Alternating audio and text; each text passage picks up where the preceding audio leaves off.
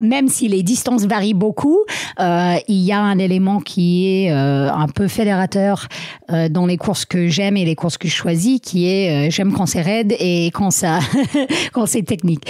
Mais effectivement, moi, je crois que dans mon approche au sport, il y a toujours un côté un peu ludique et j'aime bien me dépasser. Mais je cherche des trucs, je suis curieuse, j'aime bien savoir, est-ce que j'arriverai à faire ça? Est-ce que je pourrais faire ça? Ah, ça serait drôle. Il y a une expression en anglais qui est « If you don't go, you don't know ». Et donc, il faut aller quelque part, des fois, pour voir si ça passe. Et des fois, ça passe pas et il faut trouver une autre solution. Et je trouve ça d'être une bonne approche. Après, pour moi, quand je dis « des fois, ça passe pas », je cherche pas le risque. J'ai déjà eu des expériences assez effrayantes en montagne et je ne cherche pas ça. Bonjour à tous, je suis Guillaume Lalu et je suis ravi de vous retrouver dans ce nouvel épisode de Course Épique. Course Épique, c'est le podcast Running et Trail qui vous fait vivre dans chaque épisode une histoire de course hors du commun. Athlète émérite, coureur confirmé ou anonyme passionné, quand la légende d'une course et la destinée d'un coureur se rencontrent, c'est dans Course Épique qu'elle se raconte. Course Épique, c'est un nouvel épisode chaque mercredi, mais c'est également chaque lundi matin un extrait de l'épisode à venir pour bien démarrer la semaine ensemble. Nous avons donc rendez-vous 2 fois par semaine. Et si vous souhaitez suivre notre actualité au jour le jour ou découvrir les coulisses du podcast, je vous donne rendez-vous sur notre compte Instagram courseepique.podcast. J'ai le plaisir de recevoir dans ce nouvel épisode Hilary Gérardi. Originaire du Vermont aux États-Unis, Hilary est venue poser ses valises en France pour 6 mois en 2010. Elle n'est finalement jamais repartie depuis. Elle y découvre plus particulièrement le trail running et s'épanouit pleinement sur les sentiers. Et plus ils sont techniques, plus Hilary prend de plaisir. Elle a ensuite très vite connu des résultats sportifs probants, notamment sur les épreuves de skyrunning, en finissant première de 3 courses de référence du genre, la Tromsø Sky Race en Norvège, le Trophée Kima en Italie ou encore la Glenclough Skyline en Écosse. Athlète complète, Hilary brille également sur un spectre très large de formats, allant du kilomètre vertical aux 90 km du Mont Blanc, qu'elle va partager plus particulièrement avec nous aujourd'hui. Au-delà de ses aptitudes physiques d'exception, Hilary est également très engagée à titre personnel et professionnel sur la thématique de l'environnement, un sujet qu'elle ne manquera pas d'évoquer là aussi dans cet épisode. J'ai passé un moment génial avec Hilary qui, quelques heures avant notre temps d'échange, m'a pris sous son aile pour une sortie sur les sentiers de Chamonix. L'occasion d'échanger le souffle court avec elle dans les montées parce que je peux vous dire qu'elle bombarde, mais aussi de se marrer à descendre comme des enfants, les pieds dans la neige. Vous l'entendrez, Hilary est une athlète d'exception et une personnalité incroyablement charismatique, pétillante et détonnante qui exprime sa passion pour la montagne avec un cœur et une énergie débordante. Vous allez passer un très beau moment avec elle, je vous le garantis. Mais je ne vous en dis pas plus. Hilary va vous raconter tout ça bien mieux que moi. Bienvenue dans notre nouvel épisode de Course Épique. Soulever des montagnes. Bonjour Hilary. Bonjour Guillaume. Bienvenue dans ce nouvel épisode de Course Épique. Je suis ravi d'échanger avec toi. Merci, je suis ravie d'être là. On a fait un petit bout de chemin ensemble dans les sentiers ce matin. C'était hyper agréable. Exactement. On a pu passer quelques heures et il pleuvait même pas trop, mais on a vu qu'on n'était ni toi ni moi en sucre. On a eu 4 saisons en 4 heures de balade.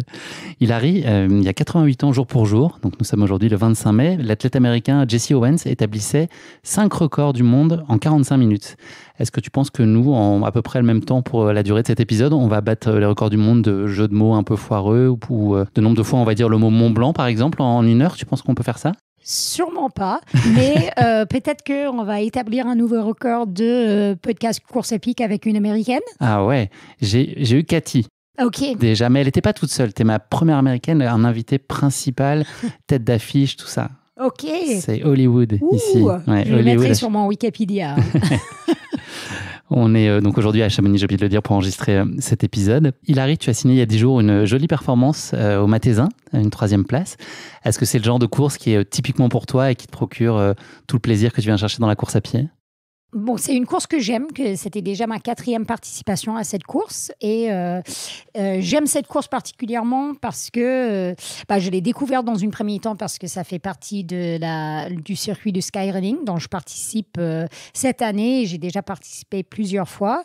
Mais je dirais que c'est une course qui me fait dépasser mes limites parce que c'est une course qui est très, très complète. C'est relativement courte, donc 3 heures, mais ça démarre très très vite, ça court vraiment très vite au début.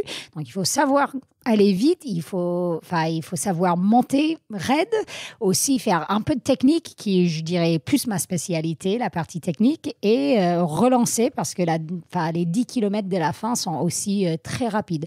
Donc, ça... Un joli petit cocktail de choses à maîtriser quand même. Exactement. Donc, je dirais que surtout depuis quelques ans, c'est un effort qui est un peu plus court que les efforts que je fais d'habitude. Donc, c'est aussi pour moi une bonne exercice pour monter en intensité et tenir vraiment, parce que sur, par exemple, une course qui est un peu plus longue, tu vas pas chercher à être dans le rouge pendant 3 heures. Tu cherches un peu à temporiser. Donc, c'est bien pour moi et j'aime bien, l'organisation est sympa. Donc, c'est pour ça que j'y retourne. Hilary, question de début de podcast. Je vais te demander de te présenter, mais je vais t'imposer une contrainte. Tu ne pourras pas me parler de sport, ni de pratique outdoor ou autre. Qu'est-ce que tu pourrais dire à nos auditeurs qui ne te connaissent peut-être pas pour certains? Qu'est-ce qu'ils doivent savoir de toi? Pour ceux qui ne me connaissent pas encore, si ce n'est pas clair déjà, j'ai un petit accent. Je suis américaine, mais en France depuis bientôt 13 ans.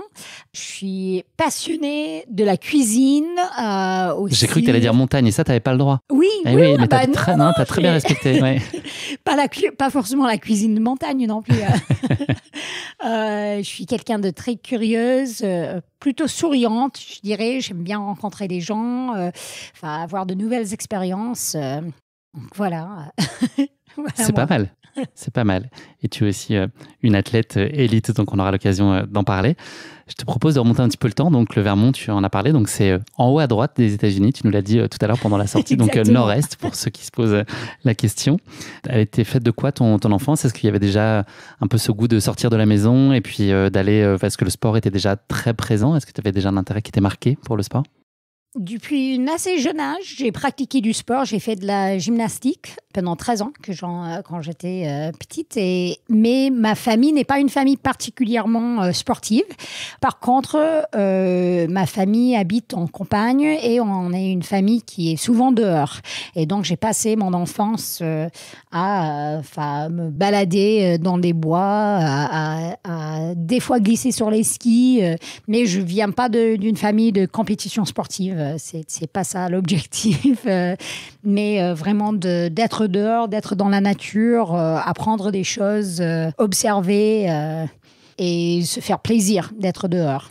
Je saute un peu dans le temps, j'avance, mais c'est après les années lycée que c'est affirmé en tout cas un peu plus ton amour de la montagne, notamment dans le New Hampshire. Est-ce que tu peux nous expliquer quelle place elle a trouvé, qu'est-ce qui a résonné, qu'est-ce que finalement la montagne a provoqué chez toi, qui fait que l'attachement s'est développé et qu'elle est devenue indispensable dans ta vie aujourd'hui?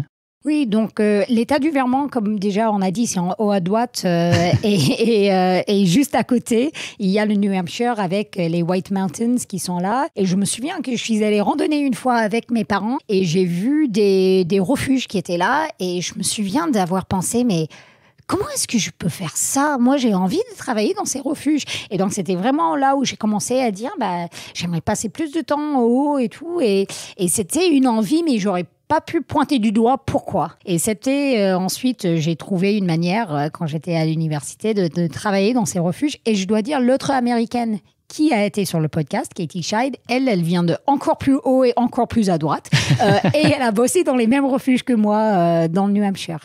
Mais c'était un endroit que j'ai vraiment aimé, avec des zones alpines qui sont petites, mais c'est une nature qui est assez sauvage.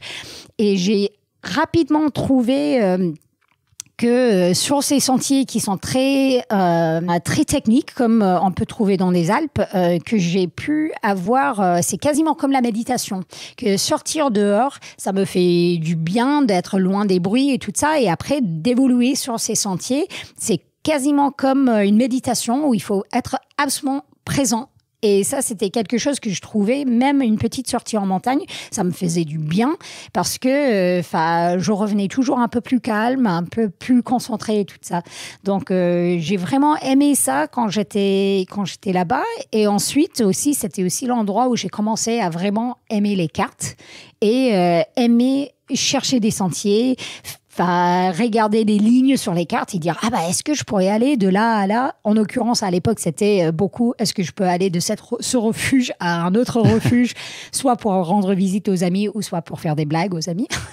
On parle pas de cartes à jouer, hein. C'est pas ton amour des cartes, c'était pas Vegas, tout ça, les casinos. Non, c'était vraiment les cartes. Oui, non, c'est les cartes topographiques. C'est ça.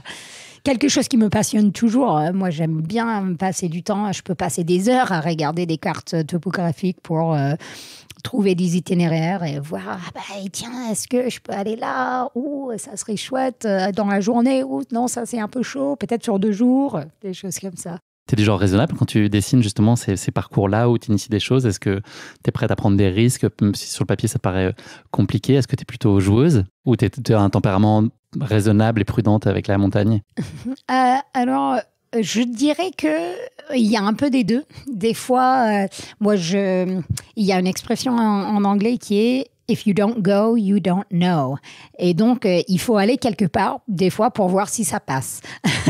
Et des fois, ça passe pas et il faut trouver une autre solution. Et je trouve ça d'être une bonne approche. Après, pour moi, quand je dis des fois, ça passe pas, moi, je suis pas quelqu'un je cherche pas le risque. Je cherche des bonnes expériences, des fois je cherche des itinéraires inédits, mais je ne cherche... Un déplacement contrôlé, finalement. Oui.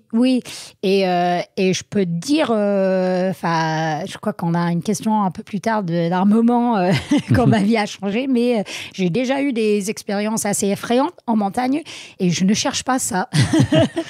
Et donc, c'est... You know. You know and you don't want. Exactement. C'est là aussi où tu as goûté un tout petit peu à la course à pied pour la première fois. Tu as participé à ta première course. Ça a pris de plus en plus de place ensuite quand tu es arrivé en Europe. Mais ta toute première expérience de course, c'était aussi à ce moment-là? C'était quand j'étais aux États-Unis, effectivement. C'était une course à laquelle je retournerai volontairement si jamais je me retrouve là-bas à la bonne période de l'année. Ça s'appelle le Great Adirondack Trail. C'est une course de un peu plus d'une 20aine de kilomètres. Mais une particularité, c'est que ça passe dans une zone protégée. Et donc, ils ne peuvent pas faire un départ en masse. Donc, c'est une course en contre-la-montre. Okay. Et donc, je trouvais... J'ai fait une bonne course, mais c'était mon première expérience. Et j'ai trouvé que c'était chouette parce que tu n'avais aucune idée comment... Ta position à ce moment, à chaque instant. Si tu voyais quelqu'un d'autre pendant la course, tu savais que soit ils étaient au moins 1 minute devant ou au moins 1 minute derrière toi. Et donc, c'était vraiment quelque chose qui te force à tourner à l'interne. Et j'ai bien aimé. C'était ludique. Mais en revanche, même si ça s'est bien passé, j'ai coché le trail, j'ai testé ça et je n'ai pas refait du trail tout de suite. C'était plusieurs années après mon arrivée en France. Transition toute trouvée, ton arrivée en France, c'était donc en 2010. Est-ce que tu peux nous expliquer ce qui t'a amené à venir en France pour aller passer 6 mois à Grenoble? J'ai la réponse. Et puis ce qui t'a fait rester, en fait, ce que tu as trouvé ici et à quel point ton intégration, elle a été simple ou pas en tant qu'Américaine qui débarque, qui parle pas forcément français. Voilà, comment ça s'est passé? Quels souvenirs tu gardes et qu'est-ce qui t'a mené en France initialement? C'était une histoire d'amour. Sortez les violons. Oui. Et pas que l'amour pour les Alpes. Mais non, c'était mon copain à l'époque, qui est maintenant mon mari, aussi américain, et qui avait fait un semestre à Grenoble quand on était à l'université. Et lui, il voulait à tout prix revenir en France.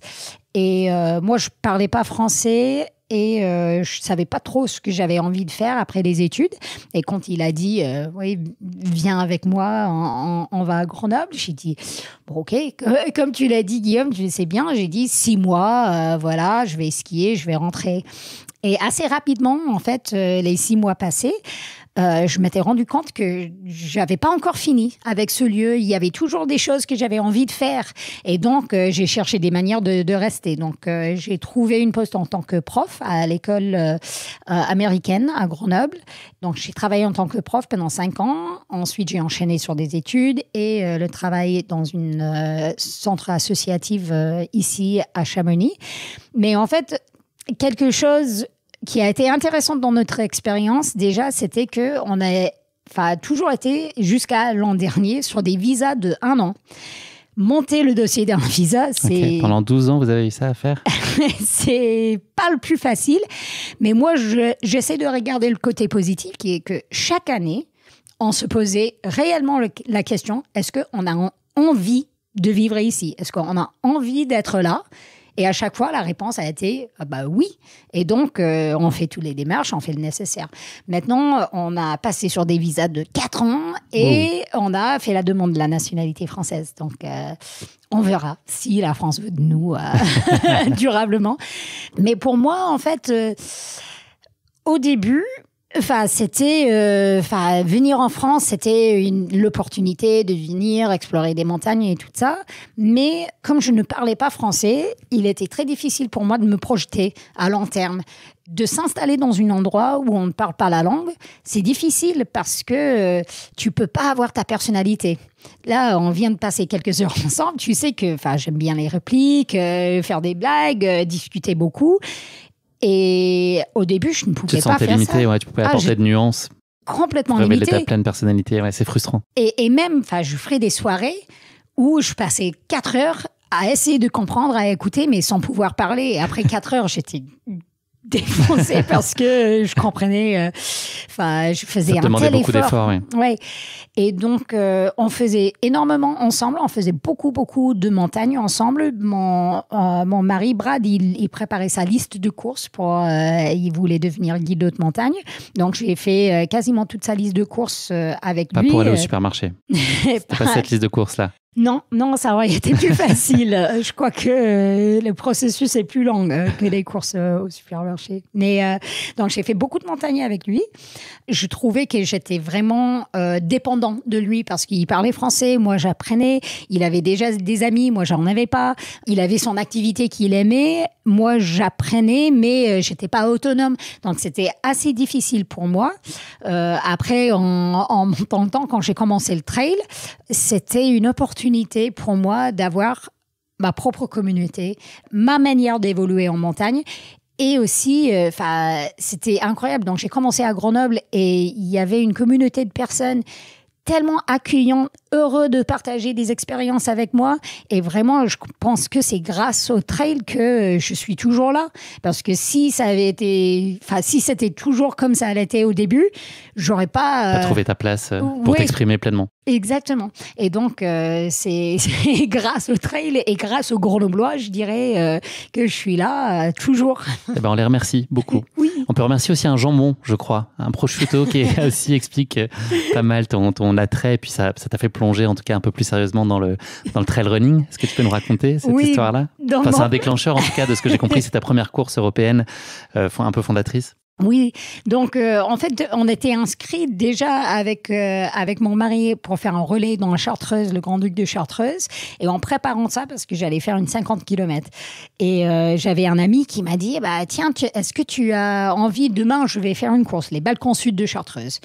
Et bon, c'était une course de village où on pourrait s'inscrire le matin même.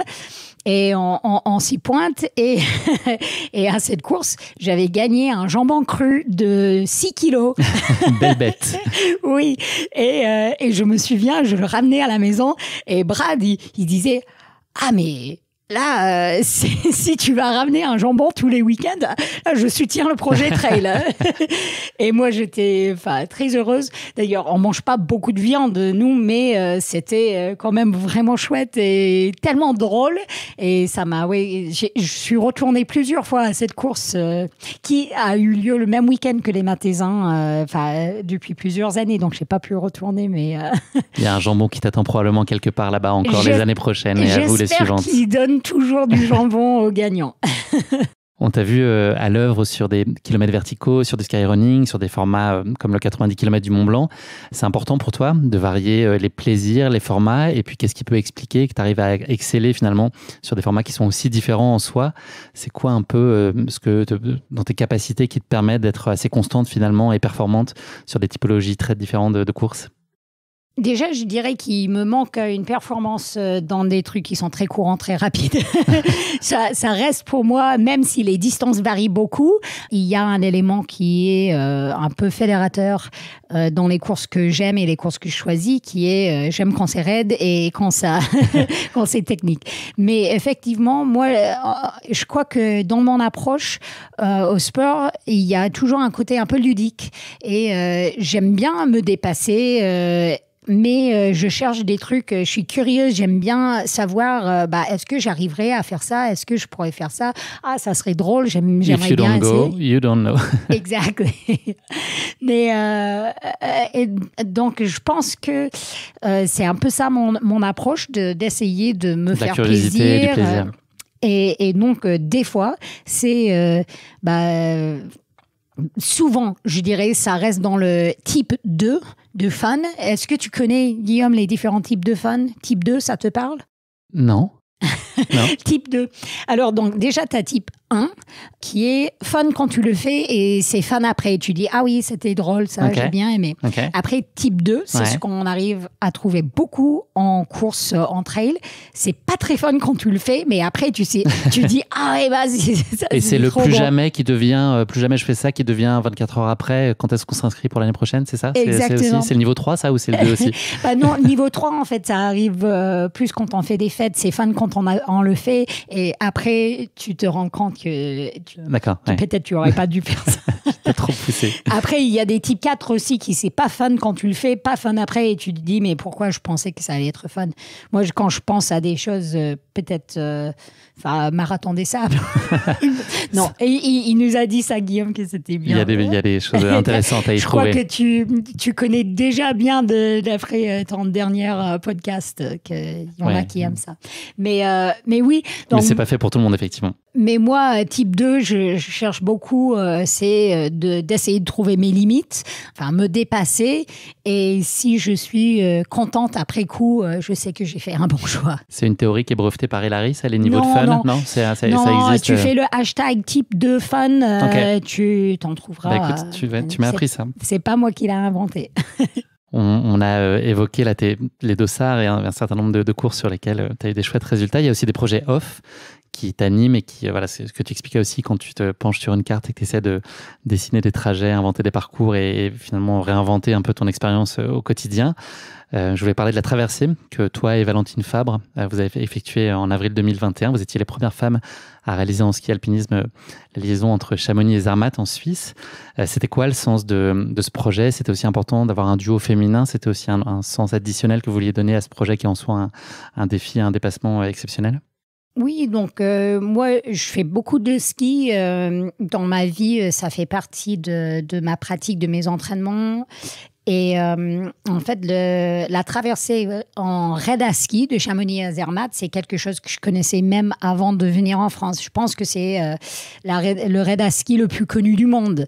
Et donc, c'était quelque chose qui m'a toujours attirée. Dès notre arrivée en France, je pense qu'on avait acheté le topo Cham Zermatt. Et donc, ça a toujours resté quelque chose qui m'attirait. Après, une fois que j'ai commencé à me tourner plus vers la performance et tout ça, je disais, mais j'aimerais bien essayer. Je savais qu'il y avait un record masculin, mais que des filles n'avaient jamais essayé ça. Et je crois que, on voit ça en trail, je crois qu'on le voit toujours plus, en haute montagne toujours, c'est qu'il n'y a pas autant de femmes que d'hommes, et les femmes n'osent pas. Et donc, pour moi et pour Valentine, ça a été une opportunité de nous tester nous-mêmes, parce que ça, c'est partie de notre pratique toutes les deux, mais aussi d'essayer de mettre un temps de référence pour les femmes. Et on voulait le faire justement en duo féminin parce que c'est symbolique et après, quand on fait un effort comme ça, tu as posé la question déjà, quelle est mon approche? Est-ce que je laisse un peu d'incertitude et tout ça? Et ça, pour le coup, on n'avait aucune idée si on allait réussir ou pas. Il n'y avait jamais des filles qui avaient essayé, et ni elle ni moi, on n'avait jamais fait un truc aussi long.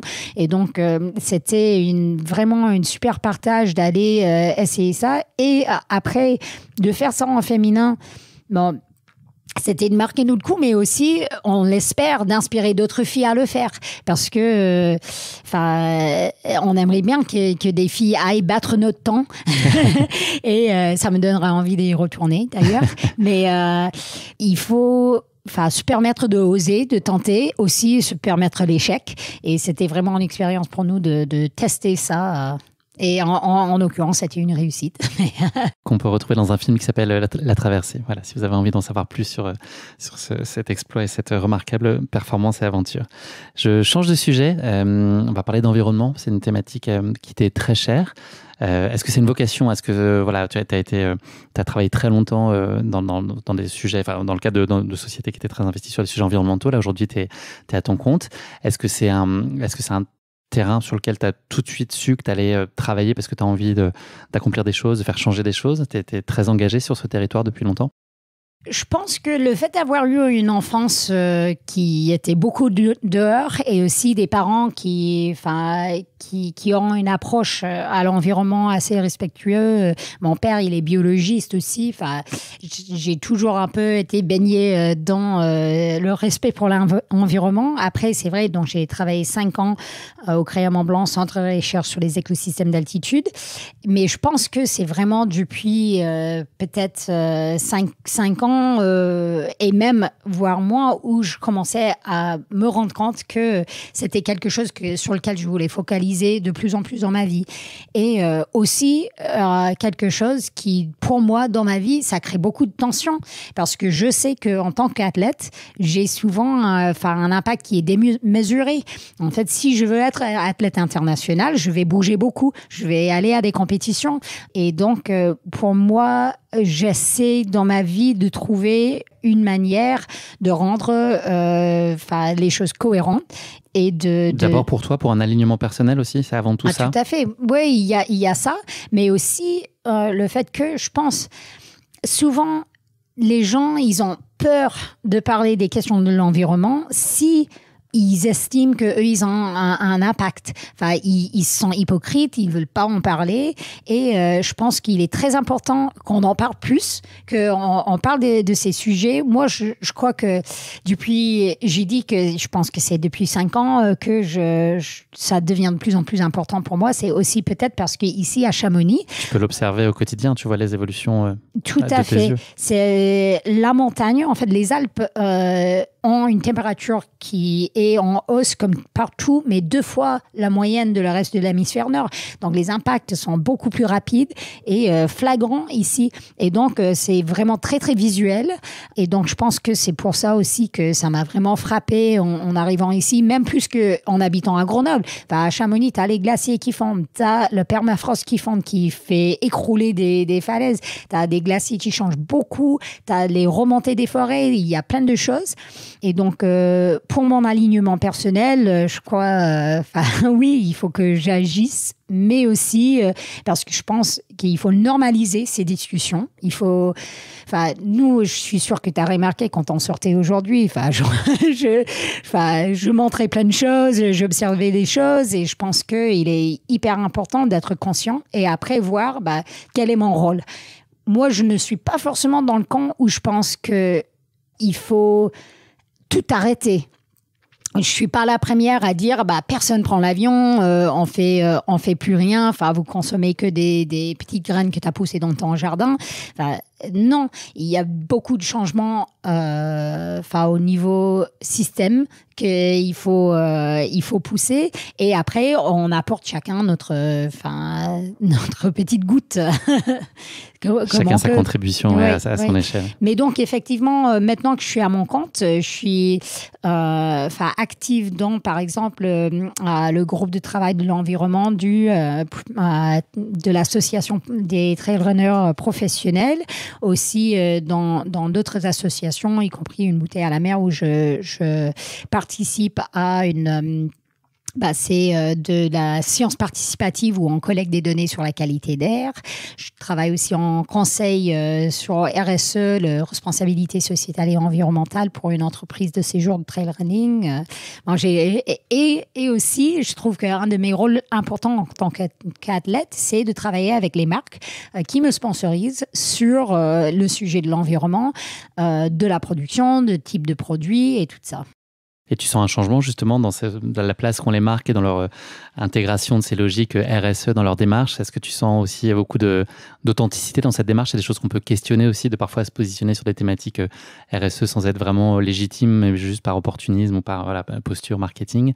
Toi, tu sens qu'il y a aussi un vrai changement là aussi systémique et structurel de ces marques qui s'investissent fondamentalement parce qu'elles par authenticité dans ces territoires-là et dans ces terrains-là? Moi, je dirais que ça dépend beaucoup des marques. Je crois que quasiment toutes les marques commencent à se rendre compte qu'ils ne peuvent plus faire n'importe quoi. Il y a les consommateurs, et ça c'est parmi nos rôles, on demande à ce que les marques, les entreprises, ils s'engagent un peu, ils essaient de changer. Après, certaines marques, ils font ça juste parce qu'ils savent que le consommateur le veut. Moi, j'ai été agréablement surpris. C'est aussi partie de mes choix des sponsors de travailler avec des marques qui réfléchissent à ça. Là, par contre, il y a toujours aussi des tensions parce que en fin de journée, on produit et on vend. Donc, il y a des tensions. Après, moi, je pense qu'il y a une manière de faire ça de manière plus responsable. Moi, je regarde beaucoup dans la durabilité des produits. Est-ce qu'il faut remplacer tous les ans? Est-ce qu'il y a un nouveau coloris aussi tous les ans? Ou est-ce qu'on peut garder le même coloris pendant un peu plus de temps? Comme ça, on n'a pas besoin de changer. Aussi, quand on peut avoir des matières recyclables et tout ça. Après, moi, je travaille aussi avec l'application Everride. Je ne sais pas si vous le connaissez, mais ils vendent des choses... du matériel de sport et outdoor de seconde main. Oui, exactement. Et je trouve que ça, c'est super aussi. Donc, on a récemment fait une campagne et je pense que c'est important aussi quand on décide qu'on veut s'équiper, se poser 2 questions. Est-ce que j'en ai vraiment besoin? Parce que souvent, c'est quelque chose que je fais moi-même aussi. Est-ce que j'ai vraiment besoin d'acheter ce truc? Et aussi, est-ce que je peux l'avoir d'occasion aussi? Donc, je pense qu'il y a toujours beaucoup de chemin à faire, mais ça commence à aller dans le bon sens. Et je pense que, comme je l'ai dit, c'est souvent une réponse aux demandes des consommateurs. Donc, demandez. Faites vos choix éclairés en tout cas. Il y a un thème que tu vas évoquer plus particulièrement aujourd'hui dans le cadre d'une conférence de presse qui est dans pas très longtemps, mais quand même on a encore du temps devant nous, qui va être plus précisément en tout cas le réduire l'impact environnemental des trails, des courses d'un point de vue plutôt organisation. Donc il y a un sous-sujet du sujet global environnemental. Tu parlais de l'association Pro Trail Running Association avec laquelle tu travailles, sur lequel tu m'en as parlé et tu peux en parler, je crois, à compter d'aujourd'hui. Je pense que ça va être un des sujets évoqués dans le cadre de cette table ronde. C'est notamment d'avoir une espèce de charte, c'est peut-être pas le bon terme, mais en tout cas qui va encadrer les attentes des athlètes élites et par le prisme des athlètes élites, finalement, de n'importe quel coureur qui va venir sur une course, d'un peu des prérequis indispensables ou en tout cas à considérer avec intérêt pour faire en sorte que l'événement soit durable et responsable et que là aussi, les coureurs puissent faire des choix éclairés. Oui, tout à fait. Donc déjà, je dois dire, pour ceux qui ne connaissent pas encore cette association, c'est une association qui a été créée à l'initiative de plusieurs trailers pro, y compris certains noms que vous devez connaître comme Kilian Jornet. Mais en fait, on avait décidé un peu ensemble que le sport du trail est en pleine croissance. Il y a de plus en plus de pratiquants et nous, en tant qu'athlètes professionnels et élites, on a un rôle à jouer à essayer de façonner ce sport pour que ça aille dans le sens qu'on veut et que c'est un peu, on est à un tournant où si on ne dirige pas dans le bon sens, ça pourrait partir en live. Donc maintenant, je pense qu'on est près de 250 membres de peut-être une cinquantaine de pays maintenant. Et les membres sont tous des athlètes qui ont des contrats avec des sponsors ou pas. On n'en vit pas tous entièrement du sport, mais on a un apport financier des différents sponsors. Et donc, moi, je fais partie de deux groupes de travail, un sur les contrats de sponsoring, qui est un sujet que je trouve très intéressant parce que souvent, on ne sait pas ce qu'on doit demander aux marques, par exemple. Mais l'autre groupe dans lequel je suis très active, c'est dans le groupe environnemental. Et on s'était inspiré d'une association aux États-Unis qui fait en gros des labels pour des courses qui respectent certaines règles de mixité et respect des femmes. Et donc, nous, on a décidé que ce qu'on a envie de créer à terme, c'est en gros comme un label environnemental pour les événements. Et donc, on a créé, ça a été acté cette semaine, une liste on avait trouvé le mot tout à l'heure, mais un peu des exigences. Exigences pour certaines et des recommandations pour d'autres. En gros, il y avait des choses quasi impératives et d'autres qui sont suggérées. Oui, et donc on veut mettre ça en évidence sur notre site web et aussi le donner à tous les organisateurs de courses pour dire, nous, en tant qu'athlètes, on s'attend à ce que vous respectez ces règles environnementales. Et les lignes rouges, on va dire, donc globalement, on a dit il y a des lignes rouges où vous pouvez vraiment pas, si vous faites ça, on ne vient plus à votre course ou peut-être on va même vous dénoncer publiquement. Après, il y a toute une liste de suggestions qui seront plus ou moins dures pour certaines courses à respecter, mais à terme, on voudrait que toutes les courses vont dans ce sens. Donc, pour donner un peu une idée de quoi je parle, déjà, on s'attend à ce que toutes les courses aient une politique environnementale. On ne peut pas faire l'autruche et ne rien dire. Ça, c'est plus acceptable. Ils doivent sortir quelque chose parce que ça veut dire pour nous qu'ils ont réfléchi, qu'ils ont au moins passé le temps à dire on en est où ce sujet. Donc ça, c'est la première chose. Deuxièmement, c'est souvent dans la dégradation permanente des écosystèmes. On ne veut pas que les courses construisent de l'infrastructure qui va être à usage unique que pour la course et après, ça n'aura pas de sens pour le village ou le massif où une course a lieu. On ne veut pas voir de la dégradation des écosystèmes. On ne veut plus vraiment voir des plastiques à usage unique. Usage unique, merci. Et on ne veut plus voir les hélicos sur les courses et les quads et les choses comme ça, à part bien évidemment pour les secours. Là, on comprend qu'il faut ça, mais maintenant, on a des technologies pour suivre une course en live sans avoir besoin d'utiliser des choses très, très polluantes. Donc ça, c'est un peu le socle de base. Après, il y a plein de recommandations aussi sur des nuisances sonores, j'en ai cité tout à l'heure, mais ça me perd de la tête. Mais vous allez pouvoir ça sur bientôt le site consulter ça PTRA, sur j'imagine. Oui.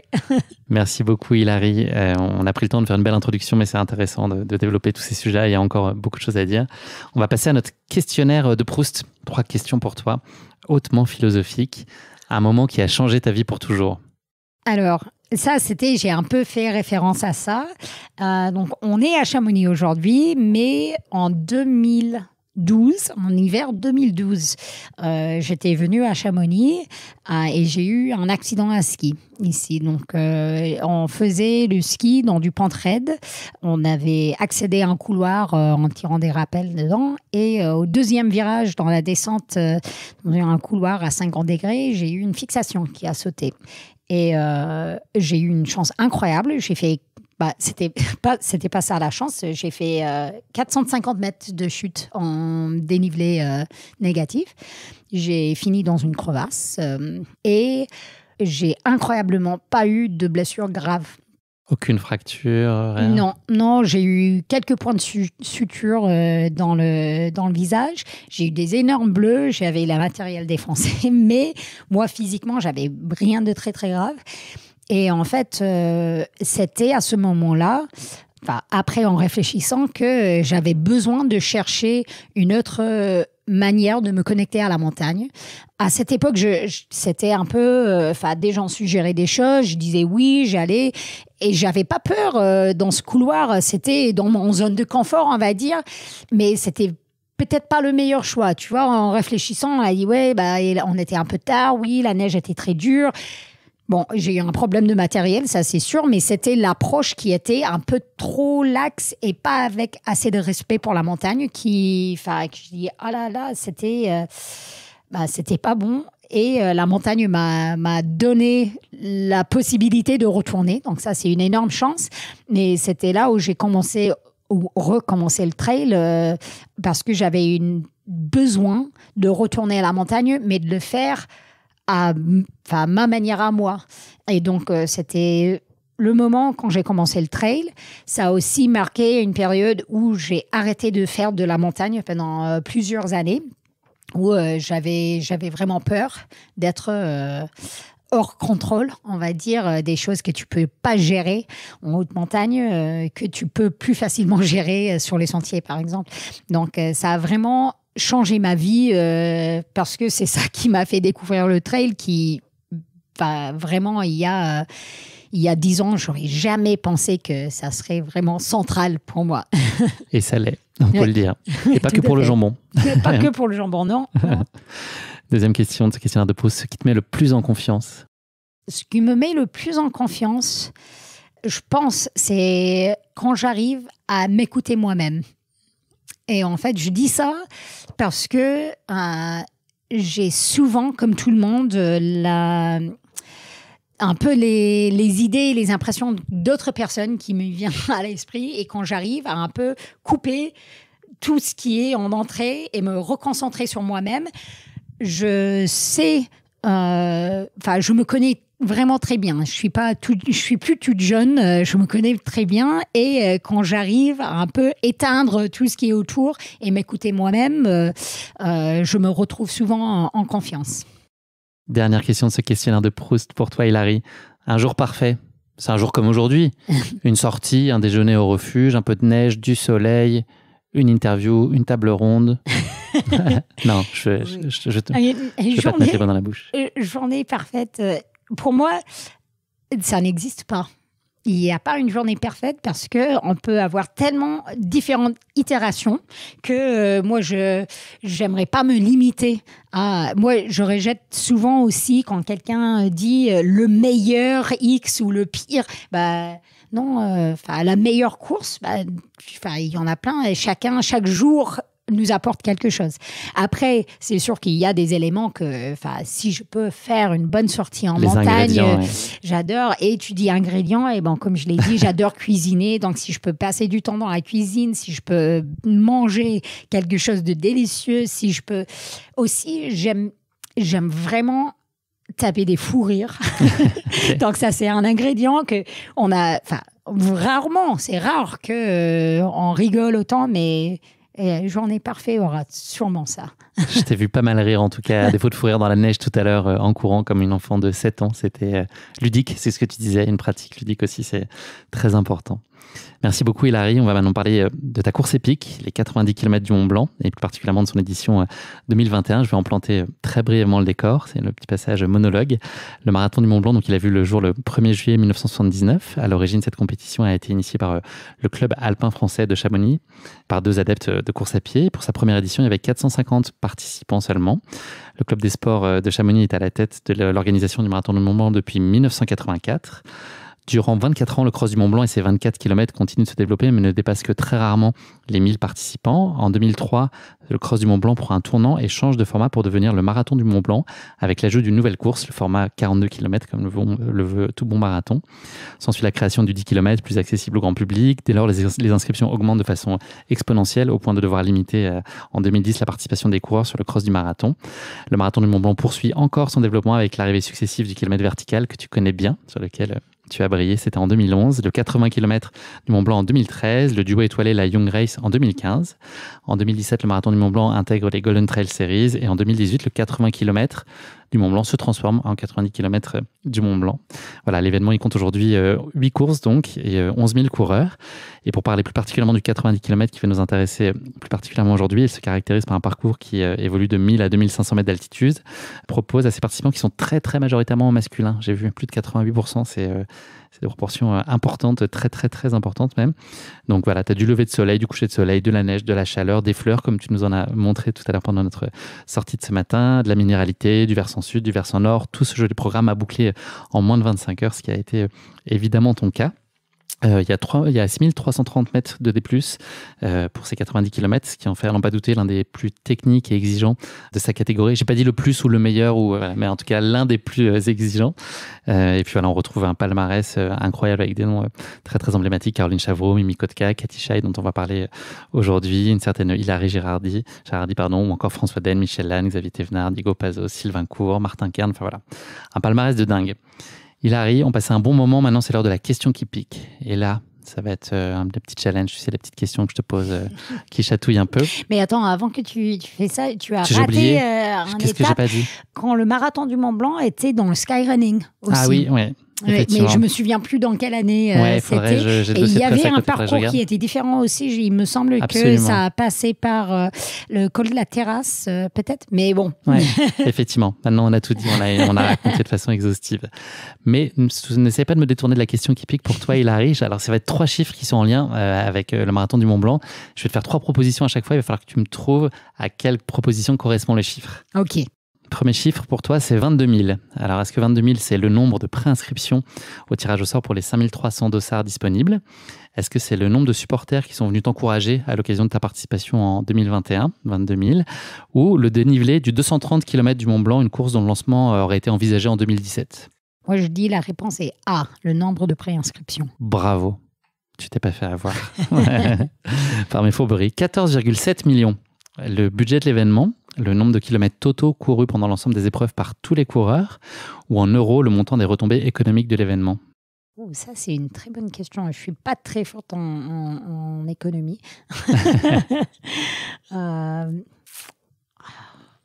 Moi, je vais quand même dire les retombées économiques. Bravo. Tu n'as pas triché, hein. Franchement, tu ne peux pas avoir mon iPad d'ici. Donc, non, c'est vraiment du talent pur. J'ai vu sur ton iPad que la police est minuscule. Ouais, police 7. Je ne sais pas pourquoi je fais ça. Ouais. À mon âge, ce n'est pas raisonnable de faire de la police 7. Dernière question, 2 sur 2. Bravo, franchement. Donc, le chiffre qui va nous intéresser, c'est le 4. C'est le chiffre par lequel est multipliée la population de Chamonix pendant le week-end du marathon du Mont Blanc. C'est le nombre d'étapes des Golden Trail Series en 2023 dont fait partie le marathon du Mont Blanc, sans compter la finale. Ou est-ce que c'est le nombre total de victoires de Kilian Jornet sur le 42 km? Pas très facile. Moi, je dirais A, la population de la ville. Incroyable. C'est ça. Franchement, bravo. J'avoue que je m'étais intéressée un peu à combien de personnes viennent dans la vallée de Chamonix. Après, je crois que c'est un peu difficile à comptabiliser parce que tu ne peux pas compter chaque personne. Donc, c'est en fonction du nombre de voitures, des passages. Mais je crois que c'est un sujet qui est intéressant pour une ville comme Chamonix et pour toute ville parce qu'il faut trouver comment une petite ville peut supporter autant de monde et que ça reste habitable pour les locaux. Et étant maintenant une résidente de la vallée, je m'intéresse à ça. Aussi parce que pour les gens ça existe, des personnes qui n'aiment pas tant les trailers. Et donc, moi, je veux bien trouver une manière de ne pas avoir trop de tension entre les trailers et les habitants de la vallée. Oui. Merci, bravo de m'avoir répondu de but en blanc avec autant de talent.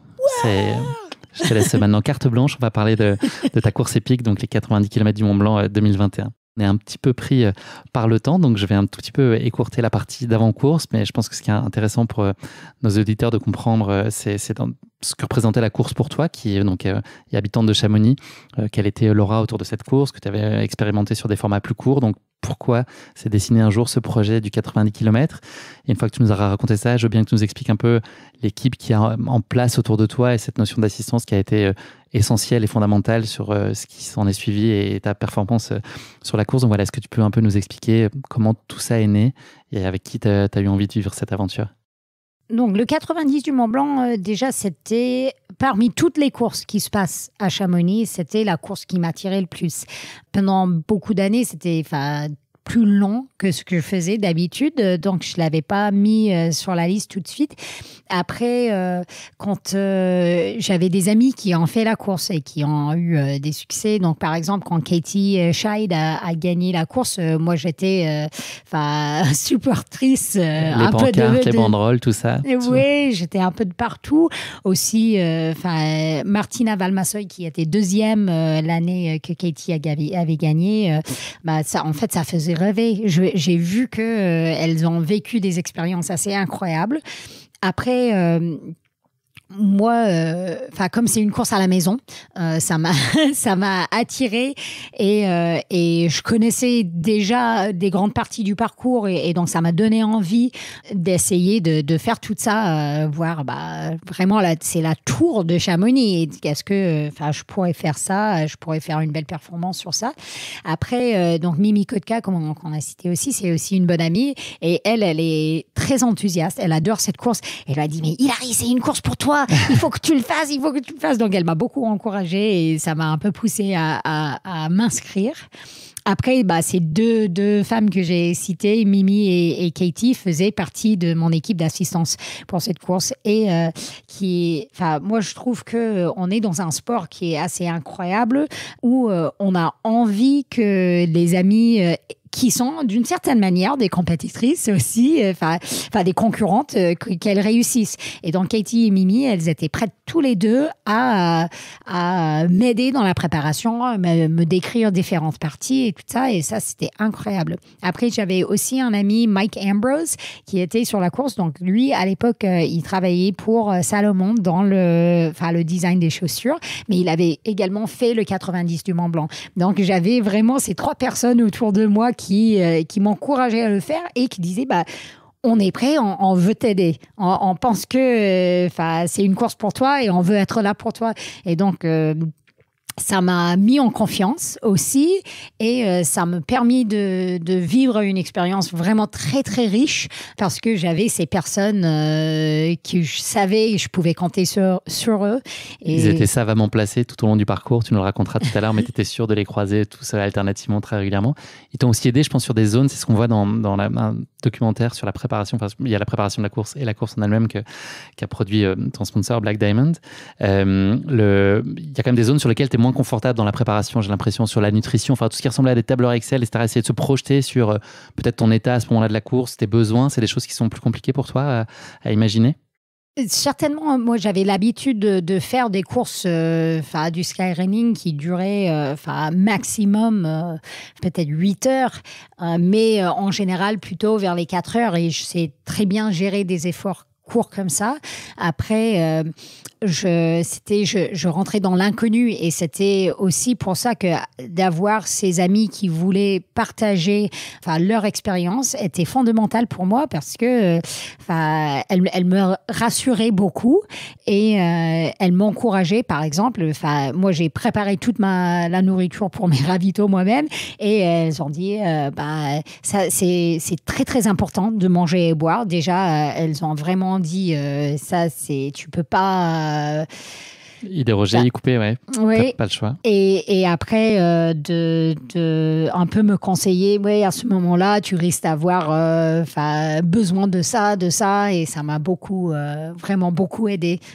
C'est vrai, ce que j'ai pas tout à fait dit, c'est que c'est une distance quand même qui était un peu moins familière pour toi. Tu avais déjà des distances relativement longues, mais on t'avait un peu moins vu sur ces formats qui flirtent avec les 100 km. Oui, j'avais fait une fois un 120 bornes dans les Pyrénées en 2015 et c'était la découverte totale. Mais je savais même à l'époque qu'il fallait manger. J'avais mis à la montre tous les 15 minutes, ça sonnait et je me forçais à manger ou boire quelque chose.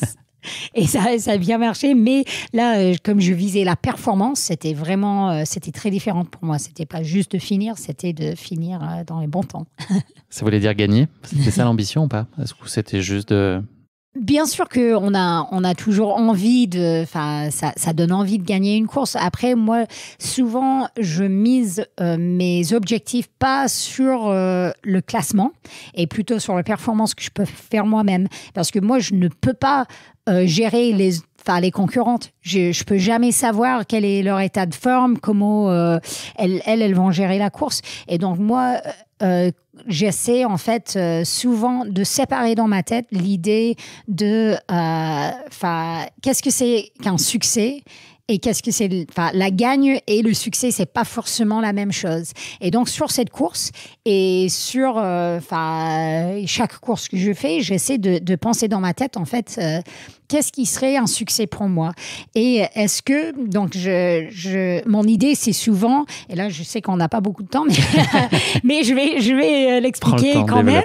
C'est que pour moi, quand je pense au succès, souvent, j'ai un peu 3 niveaux et c'est une grimpeuse qui m'a appris ça, mais donc t'as le maximum possible. Et donc ça, c'est un peu le dépassement, le meilleur outcome qu'on peut avoir.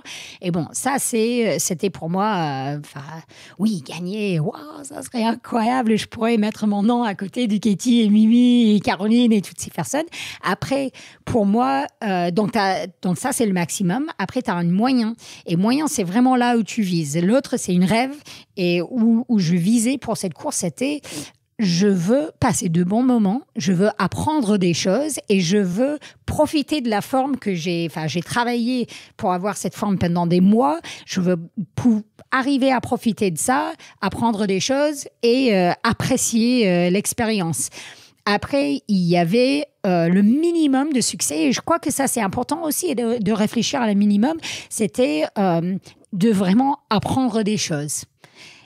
Et comme ça, en fait, c'est beaucoup plus difficile d'avoir un échec. Si tu as un minimum en tête que moi, j'accepterais ça comme une réussite si quand même j'arrive à apprendre des choses de l'expérience.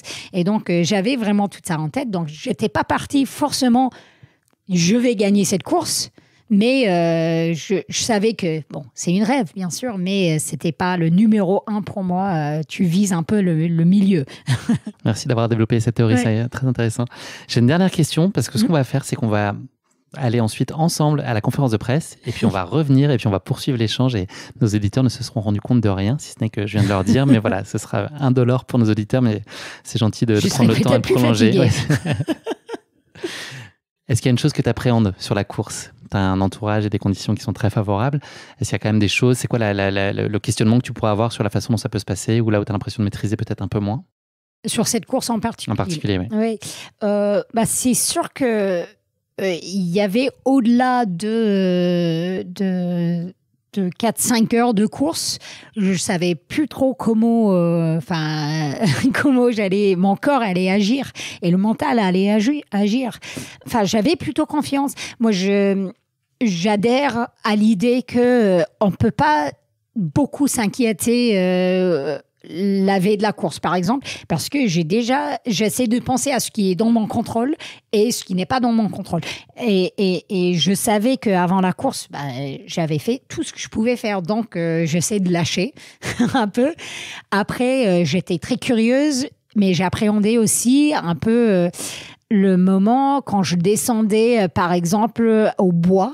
On va le raconter après, mais les bois à Chamonix, c'est si tu vas direct sur le plat, tu arrives à Chamonix très rapidement, dans quelques kilomètres, et il y a une remontée que tu fais à Montanvert, au Plan de l'Aiguille, et j'appréhendais ça et comment j'allais agir physiquement, mentalement, quand j'avais déjà couru pendant des heures et des heures et des heures. 60 km déjà derrière toi. Et il faut remonter encore. Et donc, j'avais peur, mais j'étais aussi tellement curieuse que je voulais tenter l'expérience. La suite dans quelques secondes, Hilary ? Ça marche. Bonne conférence de presse, bonne table ronde. Merci, j'essaie de ne pas dire des bêtises. Nous revoilà, Hilary. Bravo pour la conférence. Merci. Très intéressant. Tu as eu droit à une deuxième convocation sur le thème de la santé chez le trailer, en plus d'avoir évoqué les sujets environnementaux. Donc voilà, deux gros sujets en jeu et qui effectivement se croisaient sur plein d'aspects finalement. Donc c'est très intéressant. Bravo, merci. Merci beaucoup. Je pense, j'ai peur que j'ai l'impression un peu de répéter des choses des fois, mais Là, tu vas nous raconter des choses que tu n'as pas racontées encore aujourd'hui, en tout cas, puisqu'on va revenir un peu en arrière. On est le 2 juillet 2021, il est bientôt 4 heures du matin. Tu n'as pas l'impression, mais c'est ça. Est-ce que tu peux nous parler de ces derniers instants qui précèdent la course et puis peut-être des consignes que tu avais données Katie Scheid, très spécifiques et qui sont un peu surprenantes. Peut-être, en tout cas, c'est pas le genre de conseil qu'on pourrait imaginer entendre sur un format comme le 90 km du Mont Blanc. Comment est-ce que quelle carte tu devais jouer, en tout cas, sur le début de la course? Oui, alors, déjà, je peux dire, je me souviens que j'ai plutôt bien dormi la veille de la course qui était, C'est inhabituel?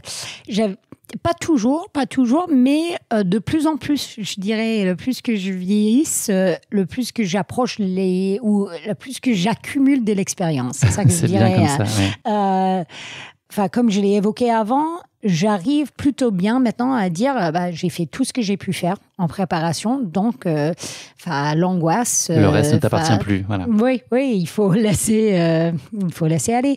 Et donc j'ai plutôt bien dormi, même si le réveil assez tôt. Moi, je mange généralement 2 heures avant une course. J'essaie de finir de manger. Ce qui est assez tard en fait, plutôt par rapport à ce qu'on. Non, c'est plutôt 3 heures avant. Moi, 2 heures, ça me suffit. Mais après, sur une course qui est aussi longue, tu veux aussi vraiment bien manger avant. Et surtout parce que donc Katie, elle m'avait conseillé sur cette course de partir plutôt vite.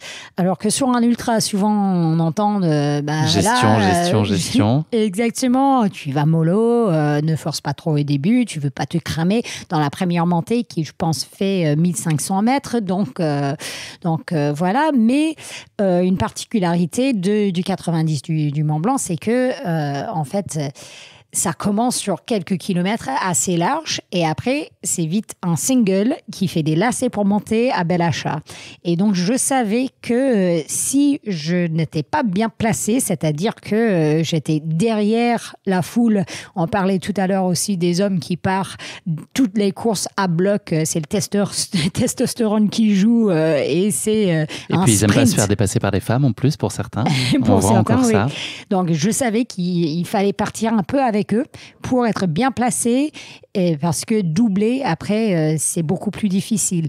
Ce n'est pas qu'on ne peut pas du tout doubler. On peut doubler, mais ça demande beaucoup d'énergie de doubler parce qu'il faut accélérer. C'est comme des petits fractionnés. Aussi, c'est une course longue et une montée longue et raide. Là, au début, il y a beaucoup de gens qui ont des bâtons et ce n'est pas tout le monde qui sait bien utiliser leurs bâtons et c'est qui doit faire attention aux personnes derrière eux. Donc, j'ai déjà eu des bâtons sur la figure, et je savais que je voulais pas ça. Donc j'ai vraiment commencé assez rapide, plus rapide que je l'aurais fait si Katie m'avait pas dit. Et donc ça m'a permis en fait d'effectuer cette montée avec tous ces lacets qui montent à Bel Achat et d'y arriver en tête de la course déjà et aussi au lever du jour, qui était un moment absolument magique. J'ai vu les vidéos. Sur la vidéo, on peut le voir. Là, tu le soulignes bien d'ailleurs. Toujours s'émerveiller, en tout cas, c'est important. C'est vraiment ça. Mais en fait, je veux remonter un peu dans le temps, juste un instant avant la course. Donc, j'ai eu quelque chose que j'ai dit, là, je ne sais pas, je le sens un bon signe. Lorsque je faisais mon échauffement, je courais dans les rues de Chamonix et j'arrive à Chamonix-Sud et j'ai vu un renard. Okay. Il y avait un renard dans la rue. Le renard porte bonheur, c'est bien connu. Exactement.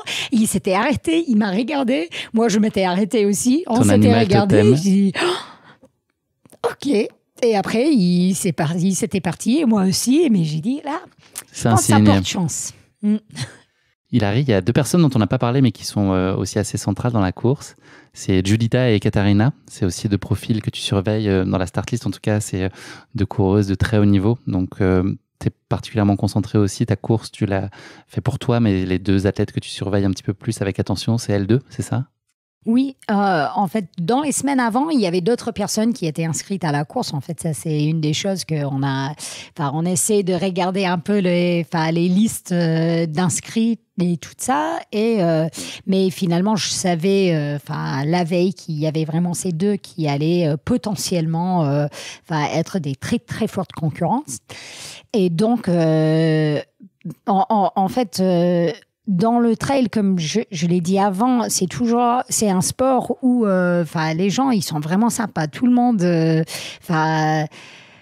avant de s'aligner, il y a toujours du fight, mais il y a aussi du respect, de la considération. Exactement. Donc voir ces deux sur la ligne de départ, c'était chouette. On s'est salué, on s'est fait la bise, et après on s'était dit ok, c'est maintenant, on y va. Et après, en général, quelque chose que je faisais, par exemple.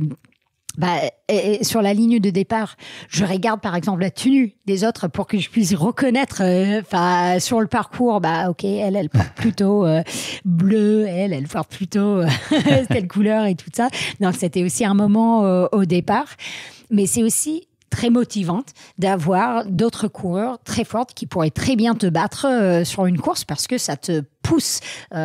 Tu dis, je peux pas juste courir ma course si je veux gagner. Si j'ose penser à cette rêve très très haut, et il y a d'autres femmes très fortes, et il faut y aller. Et sur une course longue, des fois, un peu se perdre dans ses pensées, et de toujours se dire, mais attends, non, ça c'est une compétition et ils peuvent très bien venir derrière. Ce qui devient un peu l'histoire récurrente de cette course pour moi. Tu arrives donc au kilomètre 13 à plan Pras avec déjà 10 minutes d'avance sur Giudetta. Voilà, c'est une performance qui est déjà prometteuse. Tu nous as parlé du lever de soleil aussi. Le chemin qui mène la tête au vent, il peut paraître plat, mais c'est quand même un endroit où il ne faut pas baisser la garde. Là, tu parlais de concentration. Toi, t'es consciente que là, il ne faut pas lâcher et que le terrain, il n'est pas si simple que ça. Tu le connais, j'imagine, très bien. Mais voilà, t'es dans ta course pleinement.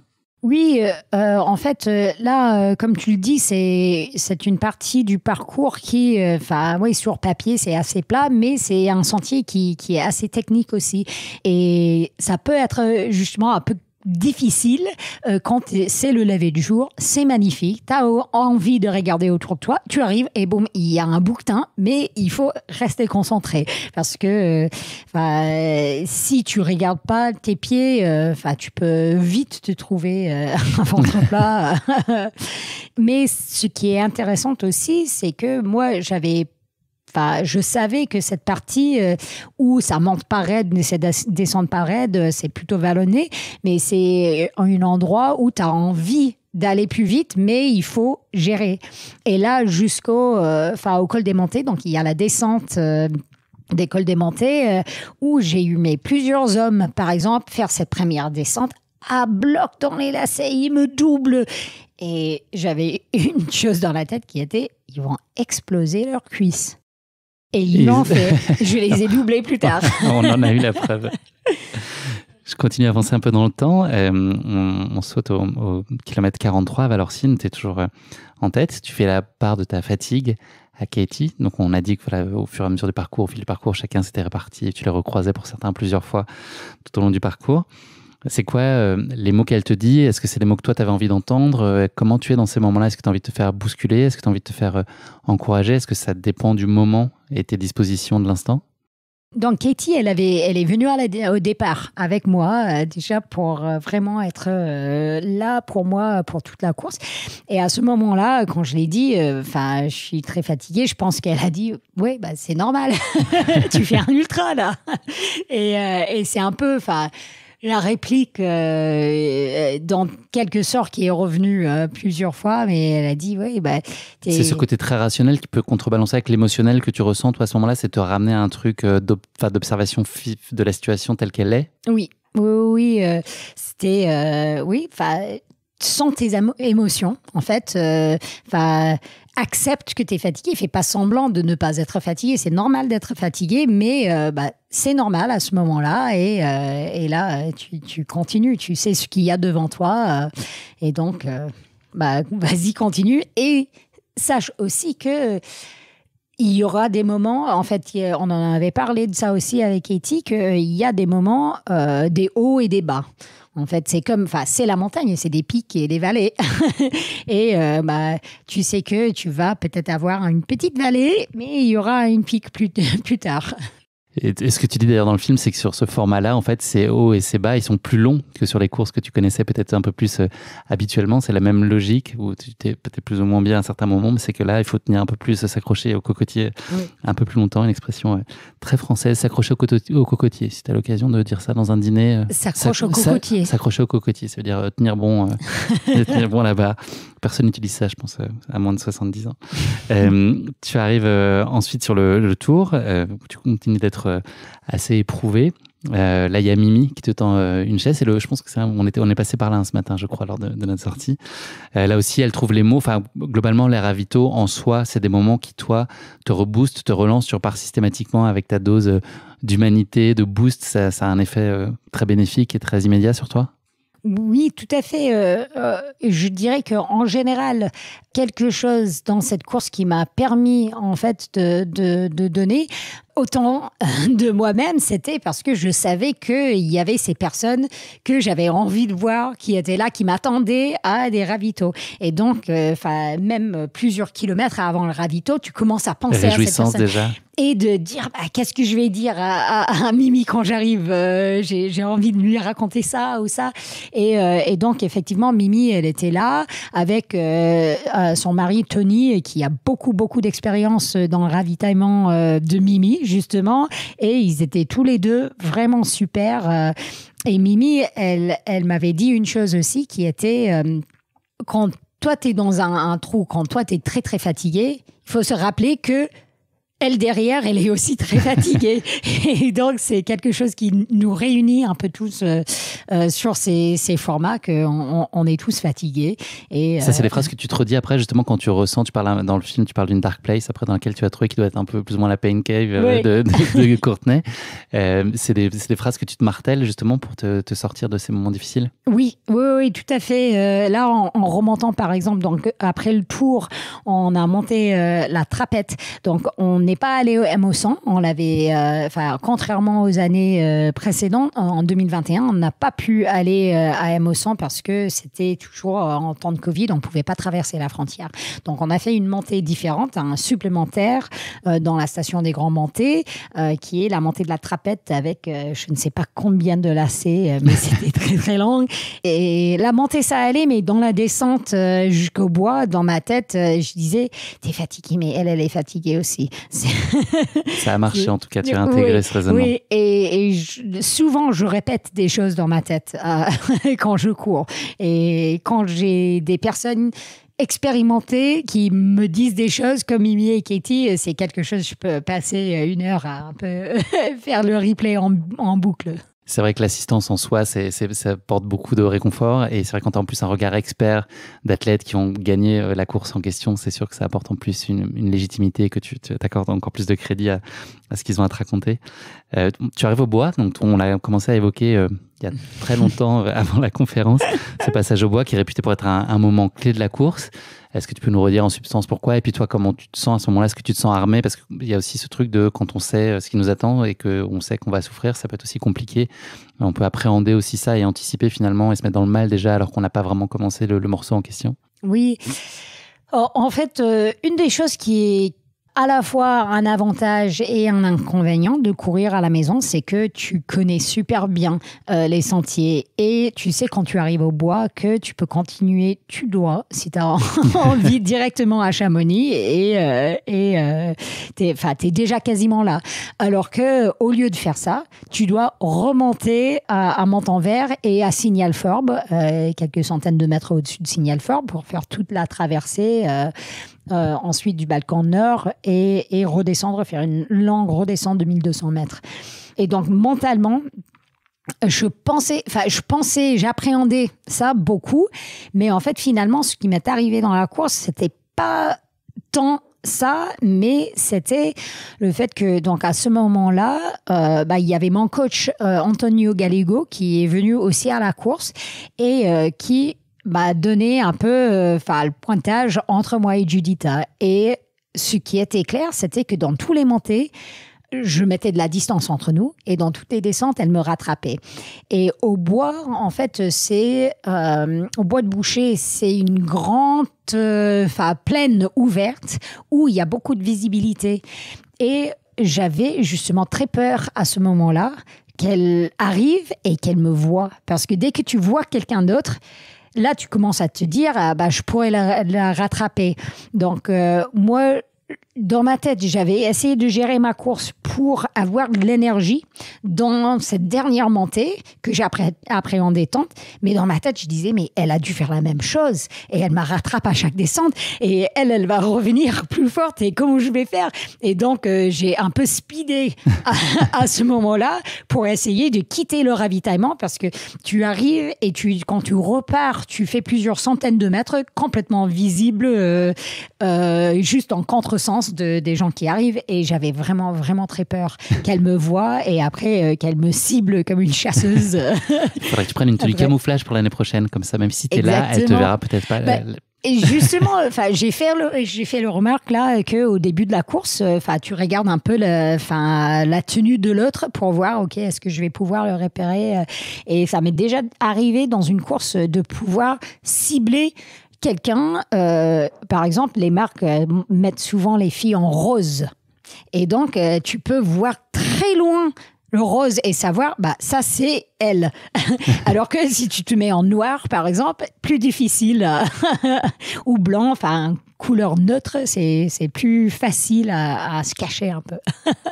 Tu connais donc ensuite un passage un peu dark, on en a parlé, on a évoqué sur la façon dont toi tu arrivé à essayer d'outrepasser ce moment-là.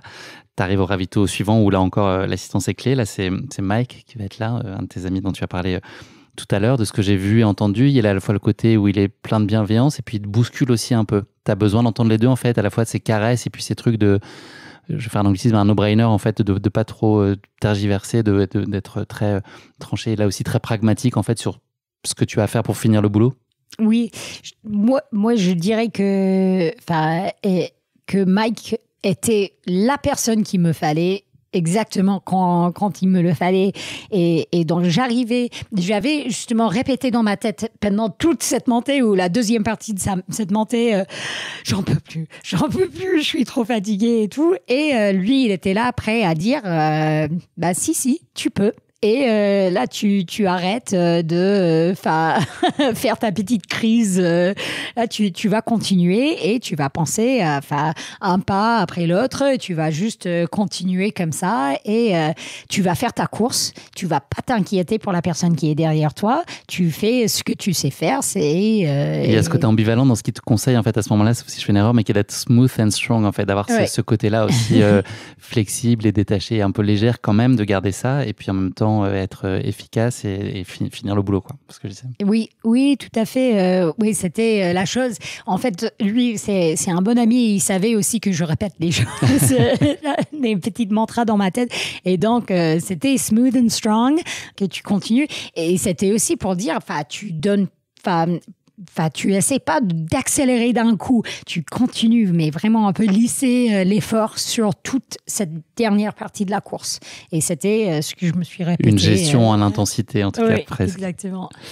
À quel moment tu as commencé à t'autoriser à penser que tu pouvais gagner la course? Est-ce que déjà à ce moment-là, tu y penses? Est-ce que tu te l'interdis? Est-ce que tu es très focus tout le temps et encore, tu penses là où tu mets tes pieds, tu penses à écouter ton corps et voilà, à quel moment tu t'es autorisé peut-être un tout petit peu lâcher prise pour te dire ok, là elle peut plus m'échapper, les écarts ils restent quand même relativement stables même s'il y a un peu d'accordéon sur montée-descente, elle est globalement derrière c'est à 10 minutes à peu près et Katarina elle est plus trop dans l'équation, en tout cas elle est un petit peu moins menaçante que Giuditta. Alors, Ekaterina, je savais qu'elle avait un peu ralenti sur la course. Giuditta, elle était derrière et je peux dire que moi, j'ai essayé d'avoir les écarts entre nous. Un montant vert, personne ne pouvait me dire. Okay. Un signal fort, personne ne pouvait me dire. À plan de l'aiguille, personne ne savait me dire non plus. Et donc, c'était vraiment... Moi, j'imaginais tout le long qu'elle était, mais... Dans ton dos. Toujours en train de s'approcher à moi. Mais ce que je m'étais dit, vraiment, c'était là où j'ai basculé à une concentration, où c'était... Mais là, tu peux pas lâcher prise dans la concentration. C'était surtout ça. J'ai dit, mais ce n'est pas possible de trébucher, de se faire une cheville, de chuter maintenant. Là, tu as déjà fait toute la course et tu vas tenir jusqu'au bout et tu vas pas laisser la tension partir. Et ça, c'est vraiment cette idée, it's not over until it's over. Et donc, tu te projettes pas à la fin avant d'arriver à la fin. Et donc, c'était vraiment ça, d'essayer de rester très, très concentré et vigilant jusqu'à la fin. Et c'était pas avant la toute fin que je m'étais rendu compte que j'allais le faire. Tu conclus ces 90 km du Mont Blanc après 11h54 d'effort. C'est quoi le sentiment qui prime? On te voit très souriante à l'arrivée. Tu ressens quoi? De la fierté, du plaisir? Il y a de l'épuisement physique fort aussi, j'imagine. Si tu repenses à ce moment, qu'est-ce que tu as ressenti? Bon, bien sûr, l'épuisement. Après aussi, vraiment, il y a un mot qui m'est venu aussi. Il y avait un soulagement, mais il y a aussi le gratitude. Donc, j'étais vraiment remerciante à mes amis. Ce collectif. C'était vraiment l'idée que ça prend un village, que c'est vraiment ça. Pour moi, de faire cette performance ce jour-là, ça n'aurait pas été possible sans ce qui était derrière moi. Et donc, on a réalisé ce film un peu pour aussi mettre en avant ces membres de l'assistance. Après, j'étais aussi reconnaissante à toutes les autres personnes qui m'ont aidée dans tout le processus, y compris mon mari, mon kiné, mon coach, tout le monde, parce que c'était vraiment... On met en avant l'athlète, mais finalement, c'est toute une équipe qui se réunit. Qui a apporté chacun sa contribution. Donc, je pensais assez rapidement après, par contre, à la bière et le pizza. Et la glace aussi, non? Quel parfum, la glace? C'est caramel beurre salé. Ok. Quasiment toujours. Tu avais le sentiment d'être prête pour cette course. Tu avais en tout cas réuni tout ce qu'il fallait, en tout cas tout ce que tu contrôlais qui était toi, ta préparation. Est-ce que tu as été malgré tout surprise de ce niveau de performance et de ce résultat? Tu l'espérais? On a dit que c'était en haut des 3 scénarios possibles qui t'auraient rendue heureuse. Est-ce que tu as été étonnée quand même que ça se passe bien, même s'il y a eu de la souffrance, évidemment, mais c'est de l'ultra? C'est sûr que je ne m'attendais pas à ce résultat. Moi, s'il y a une chose que j'ai appris avec le temps et en accumulant l'expérience, c'était que moi, je me donne beaucoup plus de chance à réussir quelque chose comme ça si je fixe clairement mes objectifs. Et donc, d'autres années, par exemple, je mettais 10 courses sur le calendrier et je voulais être très, très performante sur toutes les courses. Alors qu'en 2021, moi, j'ai visé la traversée, la Chamonix-Zermatt et le 90 du Mont Blanc. Et je me suis dit, j'ai pas envie de me disperser sur beaucoup de choses. Donc, à la fois, c'était étonnant parce que c'était vraiment nouveau pour moi d'essayer de performer sur une si longue distance. Après, je m'étais dit que j'ai mis tout ce que je pouvais de mon côté pour que je réussisse. Donc, c'était d'une certaine manière une affirmation que j'avais fait les bons choix, de limiter le nombre d'objectifs et de dire, là, je fixe quelque chose, j'y vais. Et donc, c'est quelque chose un peu que j'essaie de garder pour ma pratique cette année et toutes les années d'après. Choisir avec minutie les objectifs. Oui. Pour se donner les meilleures chances. Question jamais facile que je pose en général à ce moment-là du podcast, c'est l'image que tu retiens de cette course. Il y a un moment qui te vient là tout de suite, là, celle que tu as en tête maintenant, là. C'est quoi? C'est justement ces moments de partage, c'est ce lever de soleil, c'est l'arrivée. Je pense que il est difficile de nommer une image, mais j'ai quand même une image ou plusieurs images qui sont quasiment les mêmes, mais je citerai un, et c'est à Montanvert quand je suis assise. Et je dirais pas que je baisse la tête, mais je suis un peu courbée de dos et tout. Et j'ai mon ami Mike qui a la main sur l'épaule, qui est en train de me sortir de cette vallée émotionnelle.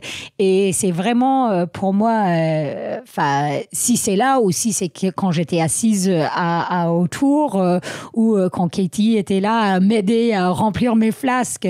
C'est vraiment c'est pas moi toute seule, c'est moi avec les gens autour de moi. Ça résume très bien l'esprit de la course et c'est aussi pour ça que je suis très content qu'on puisse évoquer au-delà de ta performance et puis de mettre en lumière ton parcours qui est très inspirant. Merci, ça en est fini pour cette course épique qu'on a évoquée et qu'on a vécue avec toi de l'intérieur. On va parler un peu maintenant de la suite. C'est quoi les projets, les grands rendez-vous que tu as, ce qui va compter pour toi dans les prochains mois? Alors, donc, je fais le circuit du skyrunning cette année. Donc, j'ai choisi 4 courses pour cette année, un peu exprès pour essayer d'un peu limiter mes voyages aussi. Donc, j'ai fait une course déjà, le Sky Race des Mathésins en France. Ensuite, j'irai en juillet en Autriche pour le Schlieggeist 3000. Après, ça sera le Matterhorn, le Ultrax Extreme Matterhorn et Grigno Sky Marathon en Italie. Donc, c'est un peu cet enchaînement. Donc, c'est pour ça que je m'entraîne en ce moment.